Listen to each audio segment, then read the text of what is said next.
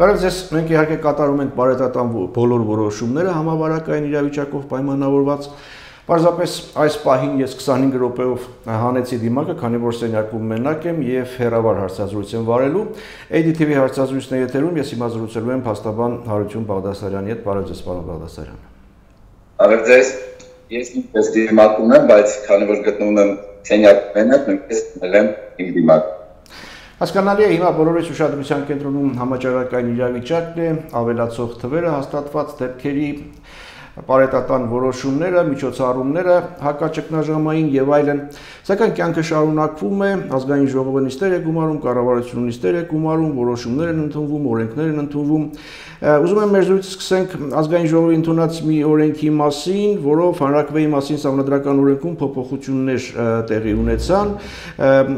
Օրենսդրական այս փոփոխությունները միտված են կարգավորելու հանրաքվեի շարունակականության կանոնակարգման հարցը, ինչպես նաև ներդրվում է արտակարգ դրությամբ պայմանավորված հանրաքվեն չեղարկելու ինստիտուտ։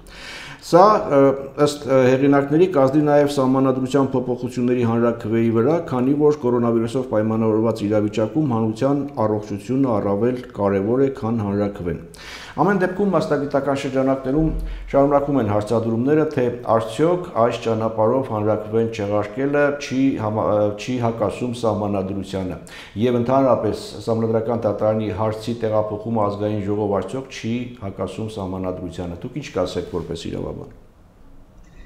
Կասեմ, որ ինքնին հանրաքվեի հարցը դնելն էր արդեն հակասում սահմանադրությանը։ Հիմա մեկ սխալ դիրքորոշում իրականացնելուց հետո հիմա իրականացվում է երկրորդ սխալը, այն պատճառով, որ սահմանադրությունը չի նախատեսում հանրաքվեի չեղարկման ինստիտուտ։ Դիցուք զորօրինակ ասեմ, որ սահմանադրության որոշակի հոդվածը, օրինակ, ասենք 5-րդ հոդվածը նախատեսում է, թե բացակայական խորհուրդը ինչ ճանապարհով կարող է որների լիազորությունները դադարեցնել կամ էլ 177-րդ հոդվածը նախատեսում է, թե ազգային ժողովը ինչպես կփոխի գլխավոր դատախազին պաշտոնանկ անել, այսինքն ազգային ժողովը ձայների 3/5-ով ինչպես կարող է պաշտոնանկ անել։ Հանրաքվեի մասին դրույթներում 202-206 հոդվածով որևէ դեպքում չկա, թե ազգային ժողովը կարող է որոշում ընդունել հանրաքվեի Ինչևէ, պարզ երևում է, որ մենք սահմանադրական ճգնաժամի մեջ եւ այս ամենը գալիս է իրականում հաստատելու, որ անհրաժեշտ է փոխել ոչ թե սահմանադրության առանձին հոդվածներ, այլ սահմանադրություն ամբողջությամբ։ Եվ եթե հարցը դրվեր այդ հարցության մեջ, որ շուտապույտ մշակվեր սահմանադրության ողջ նախագիծ քննարկման դրվեր հենց այդ սահմանադրության նախագիծը, երևի թե այնտեղ արդեն նման դրույթներ կնախատեսվեր եւ ազգային ժողովին նման իրավասություն կտրվեր կամ հանրաքվեի մասին դրույթներում նման իրավասություններ եւս կգներ օրենքի շարակներ։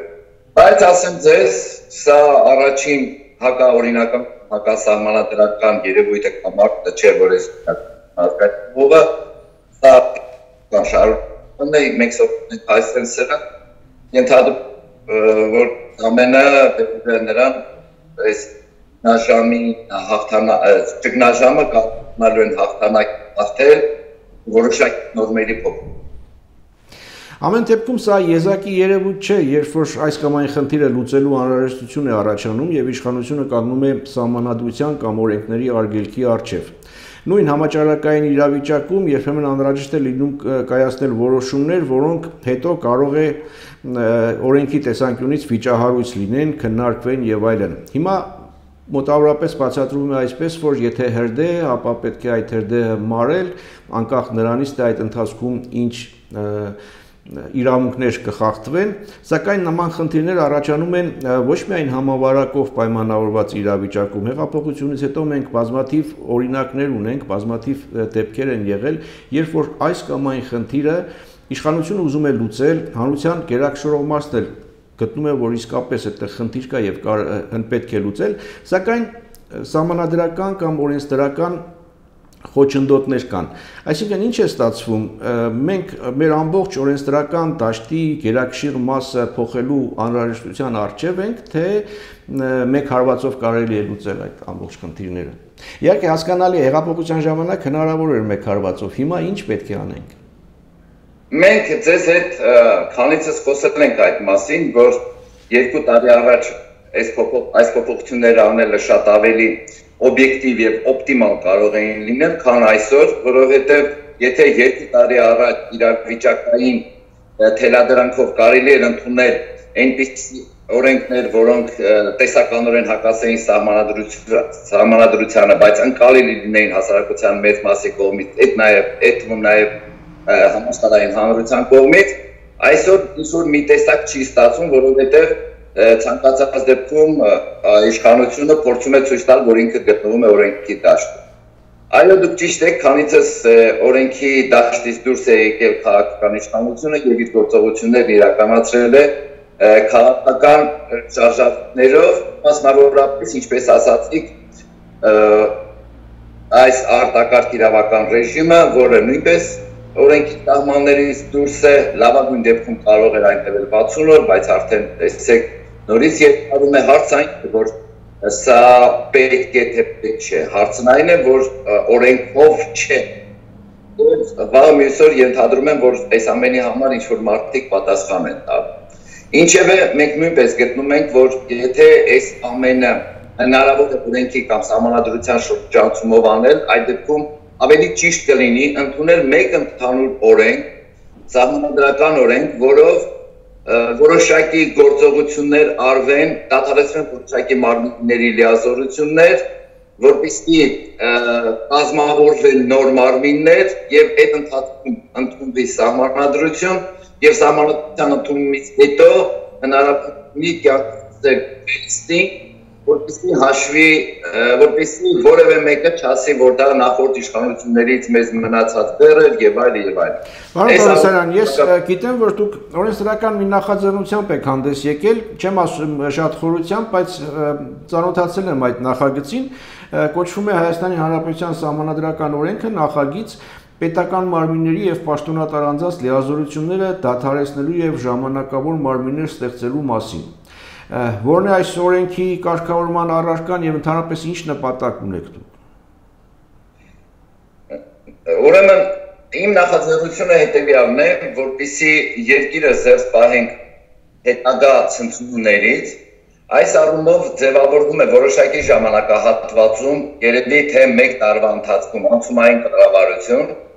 ամբողջ բեռը անցումային կառավարությունը վերցնում է իր վրա։ Այդ ընթացքում ձևավորվում են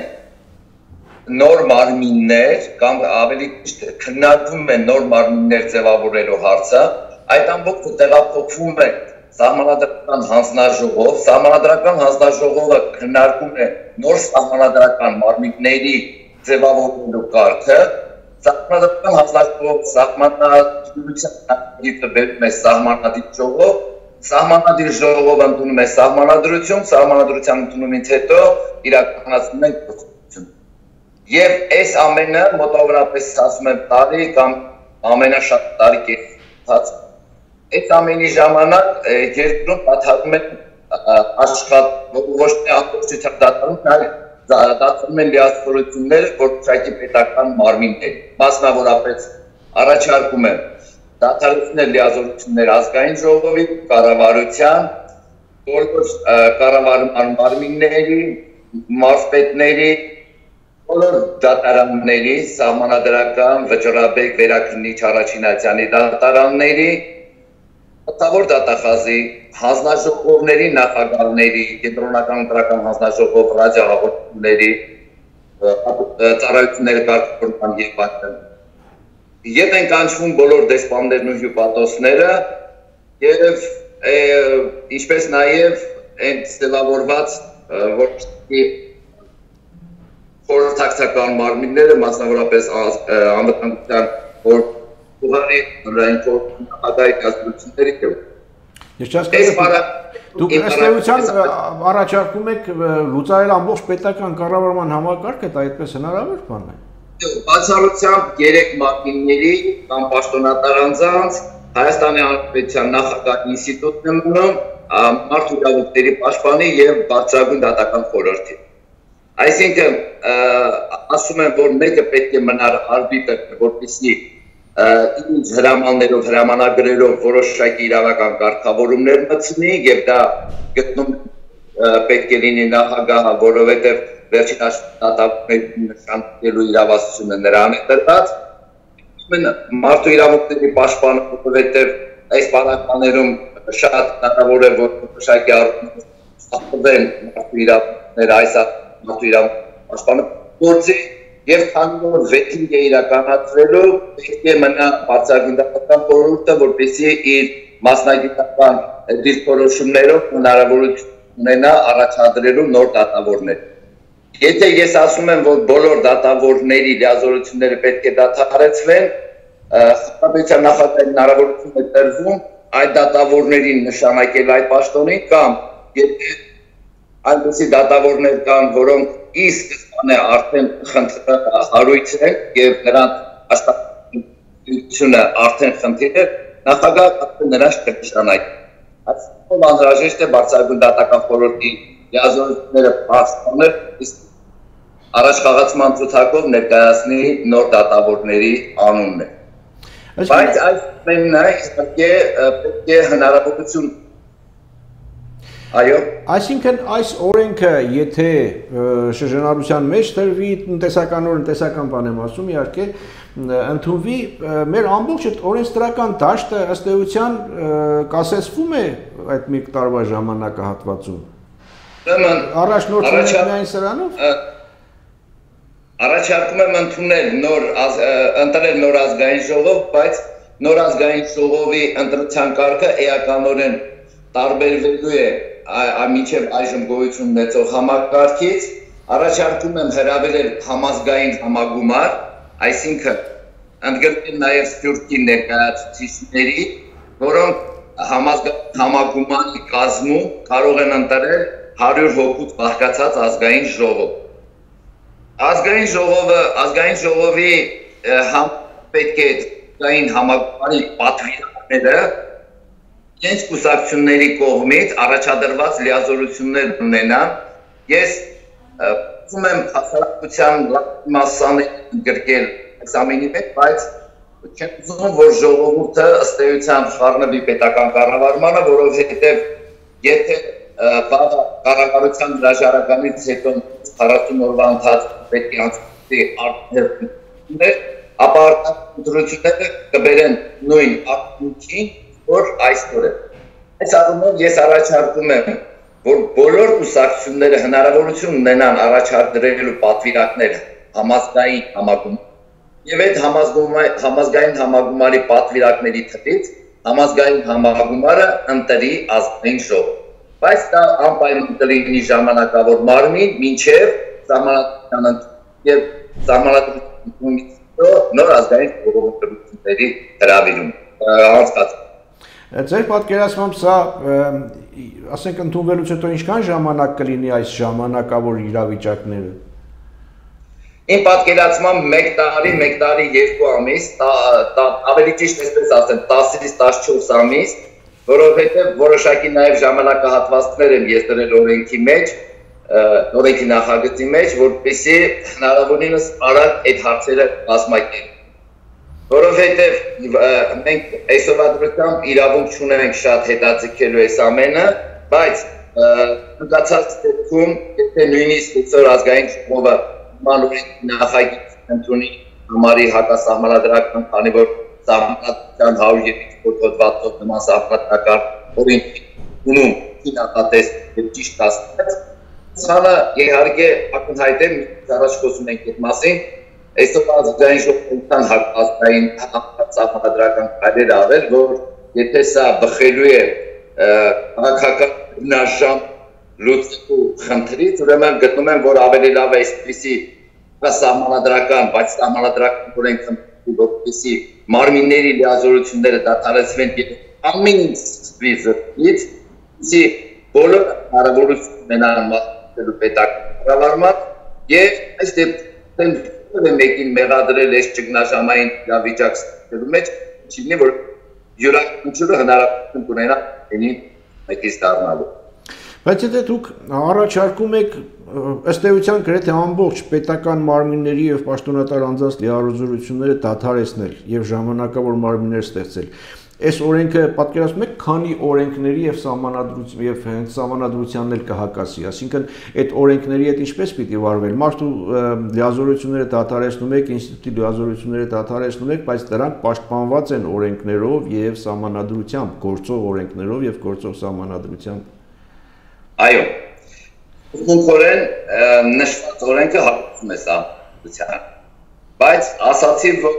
այդ պաշտոններին նախագահի կողմից կարող են նշանակվել հենց նույն անձիկ կամ այլ անձիկ, այսինքն պետական վարման կարգը իրության կանգնում։ Ամենը մի քանի վայրկյանով ինքը պաշտոնանց վերադառնում է, վերաձևակերպում է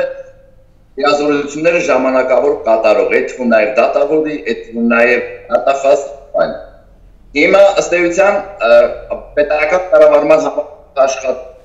միակ մարմինը, որ չի լինելու, դա որոշակի ժամանակահատվածով ազգային ժողովն է, մինչև ազգային ժողովի ընտրություն, որովհետև օրենքի ընդունումից հետո իմ պատկերացմամբ դա նշանակում վարչապետի եւ հնարավոր է կառավարություն, այսինքն կառավարությունը նույնպես ժամանակավոր կառավարությունը նույնպես աշխատում է։ Ընդ որում, այստեղ դեպքում է երկու այն մեկ կառավարությունը ընդունումից հետո մինչև ազգային ժողովի կառավարումը, սա կառավարություն երկրորդ ժամանակավոր կառավարություն, ազգային ժողով արդեն համազգային համագումարի կողմից ընտրված կլինի եւ ազգային ժողովը իր կազմի պատվիրակների կազմից կընտրի վարչապետ։ Այսինքն այս ընթացքում մենք ունենում ենք երկու կառավարություն եւ երկու կառավարություններն անցում են ժամանակավոր կառավարություն, բոլոր թերությունները վերցնում են իրենց վրա եւ սահմանադրության ընդունումից հետո մենք կարողանում ունենալ թե նոր ազգային ժողով, թե կառավարություն, թե նոր դատական մարմին։ Այս օրենքի նախագիծը մշակելիս կոլեգաների, գործընկերների, իրավաբանների, քաղաքական շրջանակների հետ խորհրդակցություններ, քննարկումներ եղել են, թե սեփական միայն ձեր նախաձեռնությունն է սա։ Տվյալ դեպքում սա իմ նախաձեռնությունն է, քննարկումներ եղել են, իսկ որպես կանոն իհարկե հիմնականում հակադրվում են, որովհետև ես ինքս եմ հասկանում, որ մենք հակասություններ ունենք եւ թե սա Իմ պատճառաբանությունը եթե այսօր ազգային ժողովը նման չի ընդունում, վաղը նմանատիպ իրավիճակում, այսինքն իշխանության փոփոխությունից հետո նմանատիպ իրավիճակում կարող է եւ ժողովուրդը կարող է պարտադրել այս առումով ես փորձում եմ նաև ներքաշել սփյուռքը Հայաստանի պետական կառավարման մեջ, որպեսզի հետագայում սահմանադրության 49-49-րդ որ Հայաստանի Հանրապետության քաղաքացիները, ովքեր ապրում են նույնպես կարողանան մասնակցել պետական կառավարմանը եւ այս պետական կառավարման մասնակցությունը սկսվի հենց այս նիքում։ Որովհետեւ եթե ժամանակը ցույց է տալիս, եթե որ այս ամենը տեղափոխենք այդպես կոչված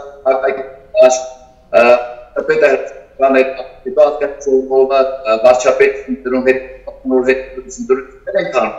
Այս նույն պայմաններում մենք մենակ մոտորապես ենք օրենսդրական դաշտ, ինչպեսին այս փորձում եմ հասարակությունը հետելու պահել այս ընտրություններից, առավելևս այս կորոնավիրուսի պայմաններում, եւ ես առաջարկում եմ, որ այս ամենի մասնակից դառնան քաղաքականությունը եւ քաղաքական զբաղմունքի, ովքեր համազգային համագումարի շրջանակներում կկարողանան հարցերի քաղաքական, իրավական, բարոյական, էթիկական քննարկումներ հասկացնել եւ ընտրել որոշակի առումով ավելի լեգիտիմ ունակ ազգային ժողով, որ օրենքի տարին համապատասխան գտնել, ազգային ժողովը չի արտացոլում հասարակական լայն մասների շահերը եւ ենթադրվում է, որ ազգային ժողովը նույնպես այսօրվա դրությամբ լուրջ խնդիրներ ունի։ Չանի ազգային ժողովը այս գործողությունները ազգային ժողովին ստիպեն անելու այս անգամ արդեն ժողովրդական մասաների այսպես առաջ քաշած պատկերներ։ Ապրնի որ ազգային ժողովը ինքը նախաձեռնի նմանատիպ օրենքի կոմը նաև հենց իրեն։ Վերջին հարցս ինչպես եք պատրաստում սա հասցնել ազգային ժողով։ Շատ սովորական հրապարակումների միջոցով եւ падգամավորներին առաջարկելով։ Ես ենթադրում եմ, որ հրապարակումները, քննարկումները տիրույթում, ինտերնետային տիրույթում իրենց արձագանքները կունենան։ Ես պատրաստ եմ ընդունելու բոլոր այն հակահարվածները, որոնք որ կներկայացնեն այս սահմանադրական օրենքի վերաբերյալ։ Ես պատրաստ եմ նաև ազգային ժողովի իմ իմացած մասնագետ պատգամավորների ներկայացնել այս ամենը եւ մասնակցել նրանց հետ քննարկման, ենթականում հեռավար։ Ես պատրաստ եմ նաև որոշակի ներկայացված դրույթներից ինչ-որ չափով հրաժարվել, եթե դա կլինի, բայց ստացվում է մի բան։ Եթե այսօր չկարողացանք այս ամենը անել, վաղը ավելի վատ է լինելու կամ ավելի ծանր է լինելու։ Ես առաջարկում եմ անցնցում փոփոխություն, որպեսզի երկիրը ունենա պետական կառավարման կայուն մարմիններ, երկիրը նա հանրատիպ զարգացման ընթացք եւ ամենակարևոր երկիրը կարողանա ավելի բնակչությունը կարողանա զբաղվել իր գործերով, մասնավորապես տնտեսությամբ եւ քաղաքացիությամբ պատմել, այսինքն 100-200 մաքսիմում 500 մնացածները զբաղվել մեկ իրեն։ Շնորհակալ եմ զրույցի համար։ Ես էլ եմ շնորհակալ։